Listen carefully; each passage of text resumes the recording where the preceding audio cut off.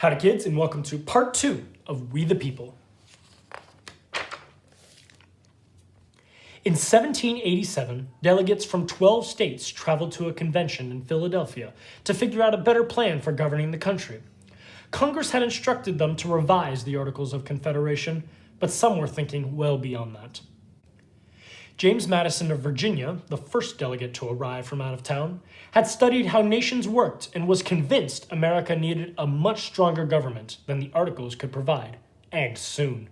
The current government, he believed, was near collapse.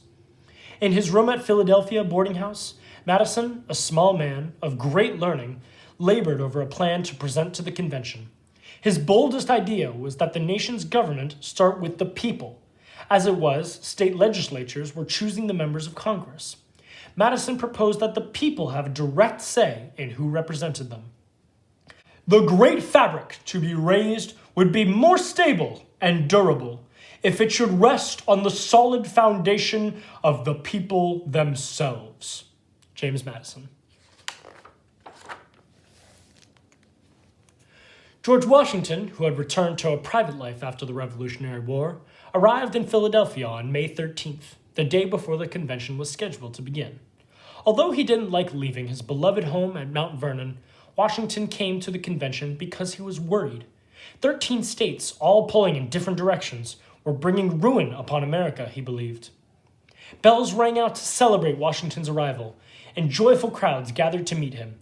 The people of Philadelphia remembered how this tall, dignified man had persisted in the darkest hours of the Revolution, when it had seemed impossible that America would win her war for independence. They remembered how he had given up power after the war when some had wanted to make him king. All across America, he was loved and respected, which made his presence in Philadelphia especially important. With him at the convention, Americans were more likely to look favorably upon the delegates decided. To the man who unites all hearts! A popular toast to George Washington. Not until May 25th, 11 days after the convention was supposed to start, there were enough delegates for it to begin. 29 men gathered in Pennsylvania State House, elected George Washington, the convention's president, and made the rules, including one that pledged them all to secrecy. James Madison had used the time leading up to the convention to present his ideas to his fellow Virginians, and on May 29th, one of the Virginia representatives proposed Madison's plan to the assembled delegates. As Madison, seated close to George Washington, took notes, Governor Edmund Randolph described a government of 3 branches: legislative, or the Congress, judicial, the courts, and the national executive. The legislative branch would have 2 parts, or houses, with the people of each state electing the members of the first house. Some delegates argued that the people couldn't be trusted to choose their representatives, but most disagreed. They thought that the place for government was with the people. The national legislative powers ought to flow immediately from the people. James Wilson. What nearly brought the convention to an end was the idea of the large states becoming more powerful. Under the Articles of Confederation, every state had 1 vote, but the Virginia plan gave more representatives and more votes to states with more people. Delegates from larger states, Virginia, Pennsylvania, and Massachusetts, thought that was only fair, but delegates from small states believed that their interests would be trampled upon.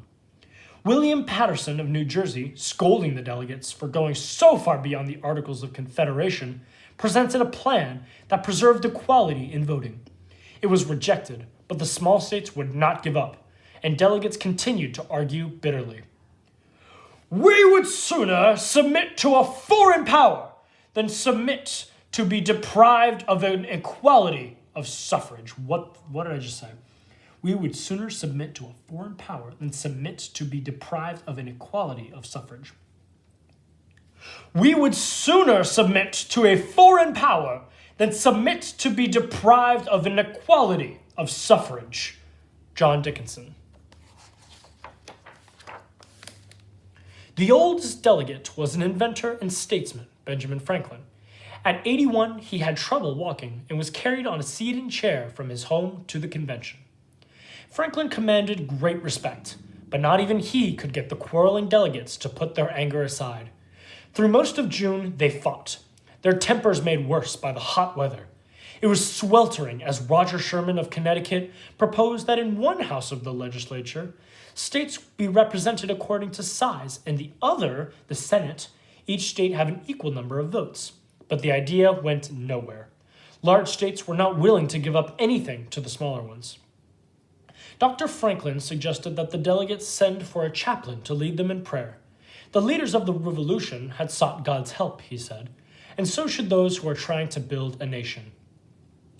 How it has happened that we have not hitherto once thought of humbly applying to the Father of lights to illuminate our understandings. Benjamin Franklin. All right, kids, that is the end of part 2. Go on and meet me at part 3, okay?